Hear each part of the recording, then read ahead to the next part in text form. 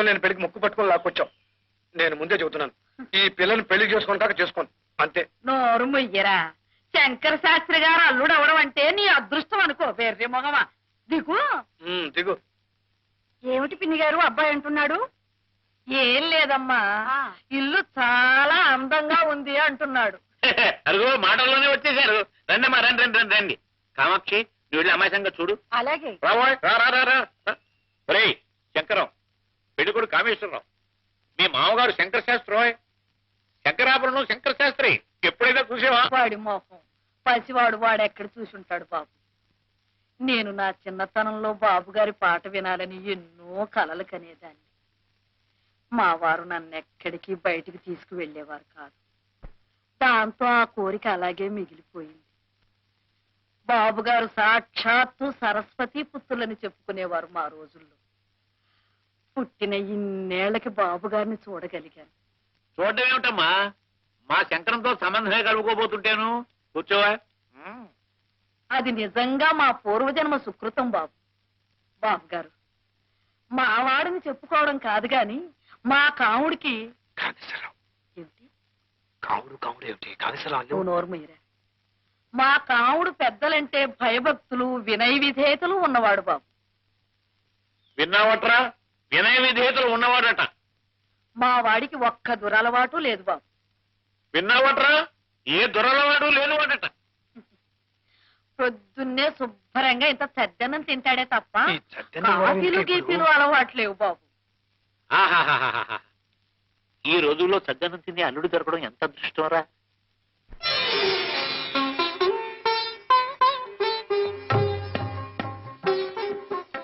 నా తల్లి రామ్మా, రా కూర్చో.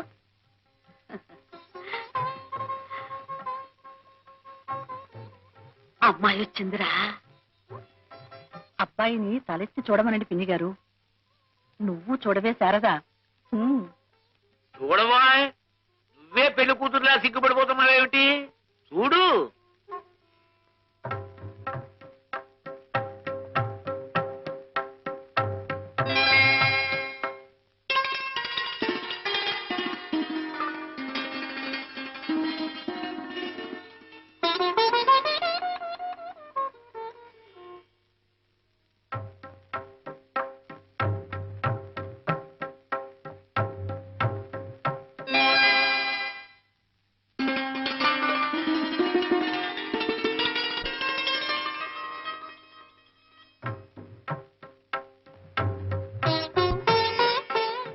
నీ పేరేమిటి తల్లి? శారద. అలాగా, సరస్వతీదేవి పేరు పెట్టుకున్నారన్నమాట. మా బాగా అన్నారు. మా పిల్ల సాక్షాత్తు సరస్వతీదేవే అనుకోండి. మంచి గాత్రం ఉంది, మొగుడికి ఉత్తరాలు రాసుకునేంత చదువు చదువుకుంది, వంట వార్పు శుభ్రం అన్నీ తెలుసు. నచ్చితే గాజు గ్లాస్ తీసుకోండి.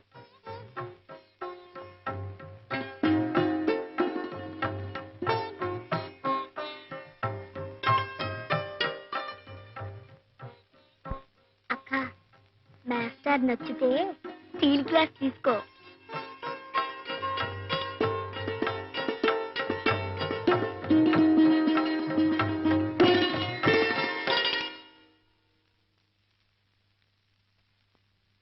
చూసేవటో అమ్మాయి నచ్చిందా? వాడి మొహం, వాడికి నచ్చడం నచ్చకపోవడం ఏమిటండి? కుర్రవాడు, వాడికి ఏం తెలుసు కనుక. అమ్మాయికి వంట వార్పు ఏమీ రాకపోయినా నాకు అభ్యంతరం లేదు బాబు గారు. వంశపారంపర్యంగా వచ్చే అపారమైన స్వర సంపద ఉంది, అది చాలు బాబు నాకు. ఆ మహానుభావుణ్ణి పాడమని అడిగే అర్హత లేదు నాకు. ఆ అమ్మాయి ఒక్క పాట పాడితే బాబుగారు గొంతు విన్నట్టే అనుకుంటాను. ఏమ్మా, ఒక్క పాట పాడతావా? అక్క.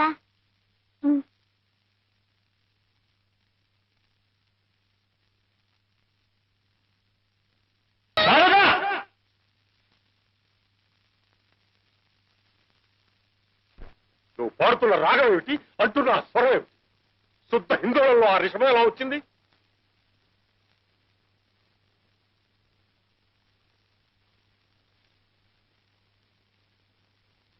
చెప్పు, హిందోళానికి ఆరోహణ ఏమిటి? సగమ తనిస అవరోహణ సన్నిధం మకస. మరి ఆ రిషభం ఎక్కడి నుంచి వచ్చింది? స్వర సంకరం చేయడానికి బుద్ధి లేదటే. నిజమేలేండి, వృషభం పడితే మరి ఏమిటది? వృషభమా రిషభమా? రిషభమేనండి, రిషభమే. ఏదో పొరపాటునన్నాను. రిషభం పడితే హిందోళం కాదు కదా, చారుకేసు అవుతుంది. చారుకి కాదండి, చారుకేసు ఎట్ అవుతుంది? కాఫీ కాఫీ అవుతుందండి. నువ్వు లేఖరికి ముందు లే.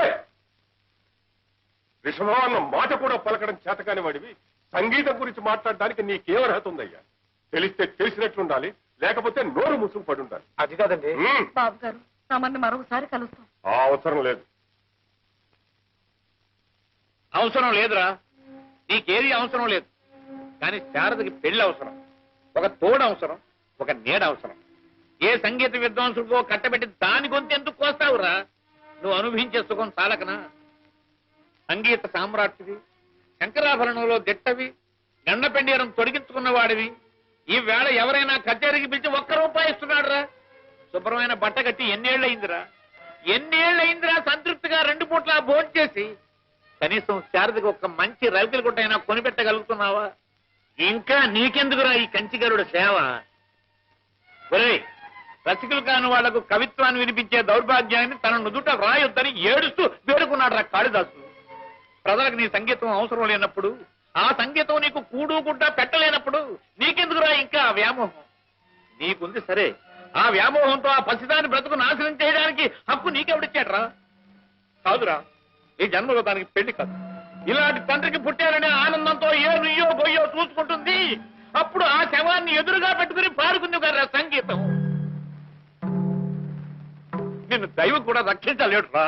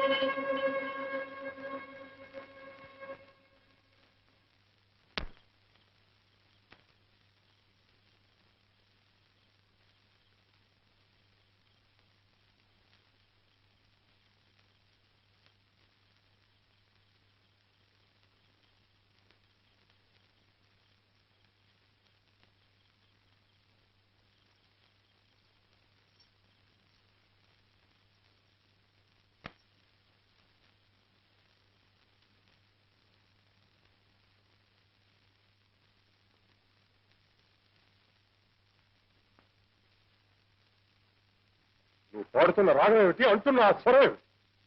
శుద్ధ హిందోళంలో రిషభం ఎలా వచ్చింది?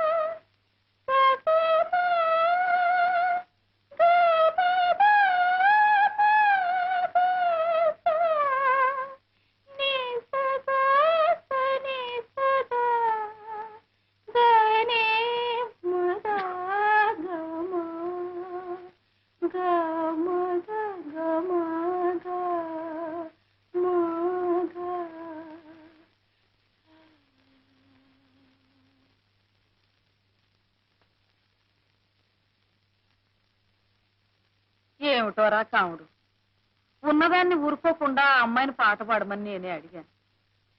ఇరకాటంలో పెట్టి ఆ అమ్మాయిని నువ్వు ఇరకాటంలో పెట్టావు సరే, మధ్యలో నేను ఇరుకుని పడ్డాను. నీ మొహం బెల్లం కొట్టిన రాయలా నోరు మూసు కూర్చోక ఆ చొల్లువాగుడు ఎందుకురా నీకు? బోల డబ్బు ఖర్చు పెట్టి సంగీతం చెప్పించాను.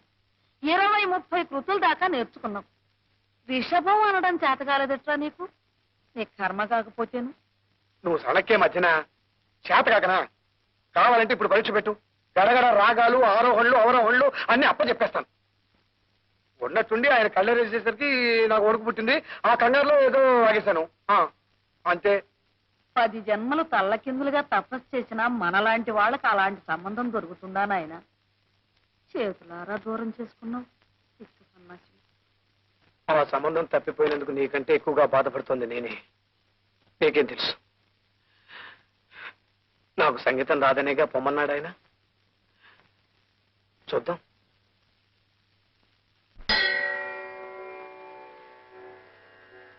మాణిక్య వీణాం ఉపలాలయంతి మదాలసాం మంజుల వాగ్విలాసాం మహేంద్ర నీలద్యుతి కోమలాంగీ మాతంగ కన్యాం మనసా స్మరామి చతుర్భుజే చంద్రకళావతంసే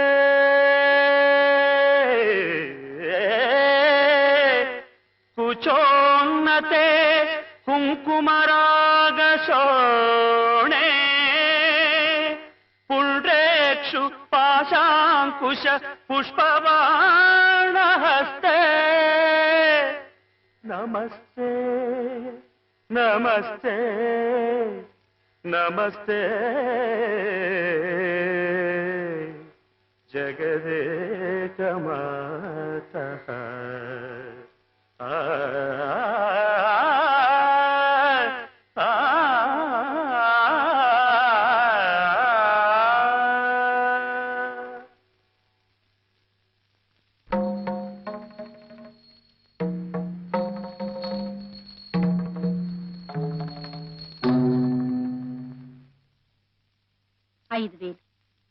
మీ డబ్బు పూర్తిగా ముట్టినట్టేనా?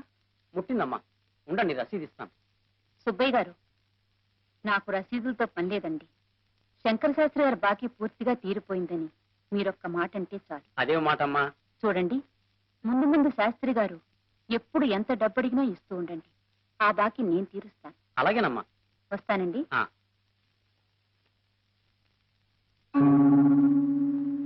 సుబ్బయ్య గారు, శాస్త్రి గారు వస్తున్నారు. ఆయనకు నా గురించి ఏం చెప్పకండి. రండి పంతులు గారు, రండి, కూర్చోండి. నీ దగ్గర ఇంతకు ముందే చాలా డబ్బు అప్పుగా తీసుకున్నానయ్యా. మళ్ళీ ఆ పని మీద నీ దగ్గరికి రాకూడదనే అనుకున్నాను, కానీ రాక తప్పలేదయ్యా. అదేం మాట పంతులు గారు? డబ్బు కావాలా? అవునయ్యా, పిల్ల పెళ్లి చేయబోతున్నాను. ఈసారి నువ్వు నోటి మాట మీద అప్పు ఇవ్వక్కర్లేదు సుబ్బయ్య. ఈ గండపిండారాన్ని చూసావా? ఇది ఒక ఆభరణం అని నేనెన్నడూ అనుకోలేదయ్యా. ఇది నా శరీరంలో ఒక భాగమేనని, కట్టెల మీద ఈ కట్టెతో పాటు ఇది కాలి బూడిదైపోతుందని అనుకున్నాను తప్ప ఇలాంటి అవసరం వస్తుంది అనుకోలేదయ్యా. డబ్బు రూపంలో దీని విలువెంతో నాకు తెలియదు. ఇది తాకట్టు పెట్టుకుని డబ్బు అప్పు. మీలో ఉన్న సరస్వతీదేవికి ప్రజలు తొడిగిన ఆభరణం ఇది. దీనికి విలువ కట్టే స్తోమత, అర్హత నాకు లేవయ్య గారు.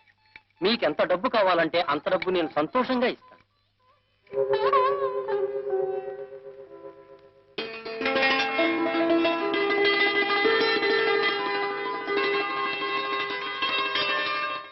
ఎంత రాశారా?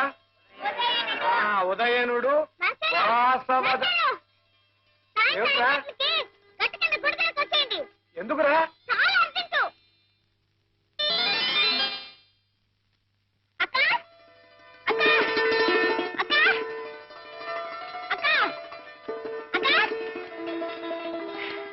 5 గంటలకి గట్టి కింద గుడి దగ్గరకు వచ్చే. ఎందుకు అర్జెంటు?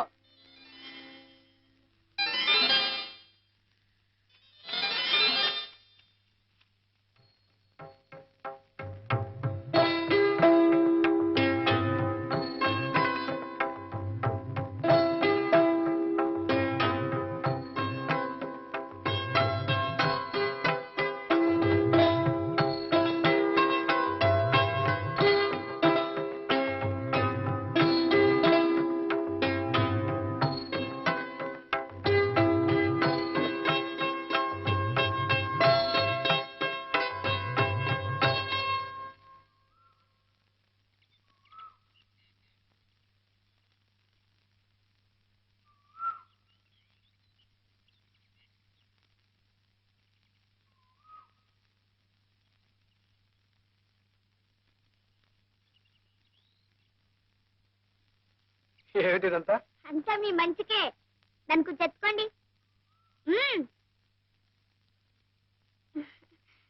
అయ్యగారు మీ ఇద్దరు పెళ్లి ఒప్పుకున్నారు, అందుకని మీరిద్దరు సంతోషంగా దేవుడి దర్శనం చేసుకుంటారని రమ్మన్నాను. ఇక మీ ఇష్టం.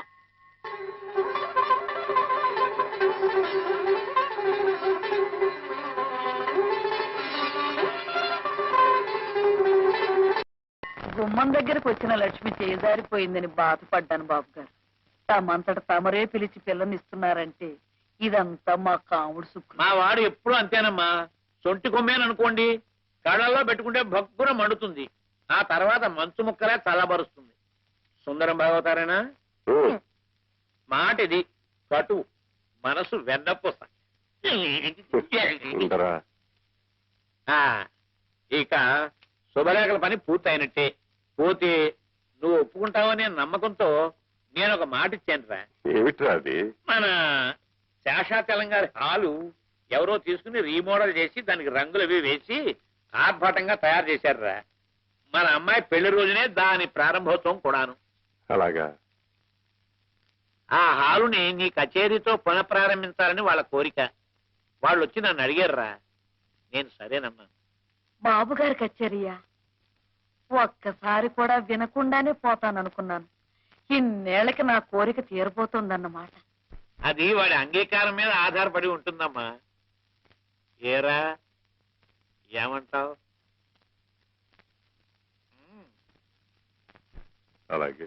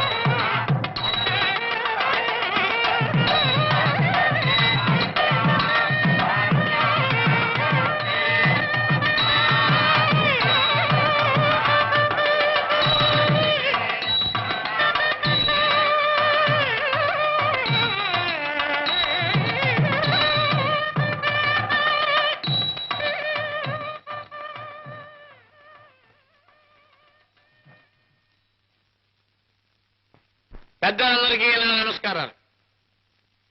అపర సరస్వతి అవతారమూర్తి అయిన ఈ కళామూర్తిలోని కళను వర్ణించే శక్తి నాకు లేదు. అయినా ఈయన సహచరునిగా ఈ వ్యక్తి యొక్క వ్యక్తిత్వాన్ని గురించి 2 మాటలు మీకు నేను విన్నవించుకుంటాను. గతంలో శాస్త్రి గారి గానం వినడానికి ఆబాలగోపాలం తహతహాలు ఆడిపోయేవారు, విని పులకించిపోయేవారు. ఆయన మహారాజా టీవీతో దర్జాగా బ్రతకడం నాకింకా గుర్తు.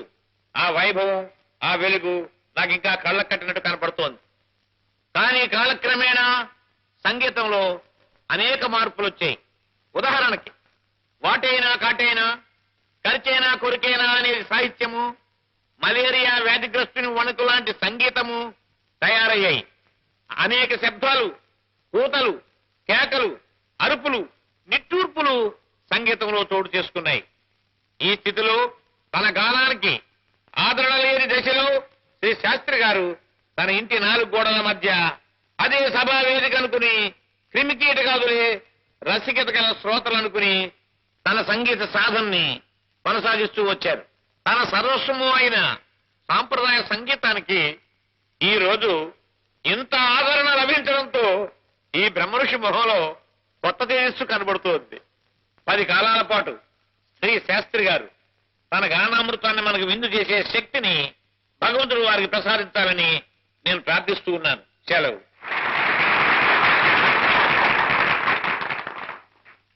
సభకు నమస్కారం. పాశ్చాత్య సంగీతపు పెను తుఫానుకి రెపరెపలాడుతున్న సత్సాంప్రదాయ సంగీత జ్యోతిని ఒక కాపు కాయడానికి తన చేతులు అడ్డుపెట్టిన ఆ దాత ఎవరో వారికి 100,000 వందనాలు అర్పిస్తున్నాను.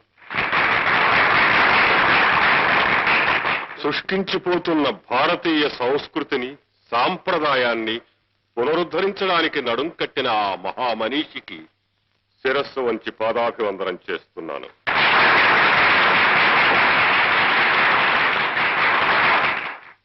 ఈ కళ జీవకళ, అజరామరమైనది. దీనికి అంతం లేదు. నిరాదరణ పొందుతున్న ఈ సంగీతాన్ని పోషించడానికి 1,000,000 ఒక్క వ్యక్తి ఉన్నా సరే ఈ అమృత వాహిని అనంతంగా ఇలా ప్రవహిస్తూనే ఉంటుంది. మనిషి నిలువెత్తు ధనం సంపాదించినప్పటికీ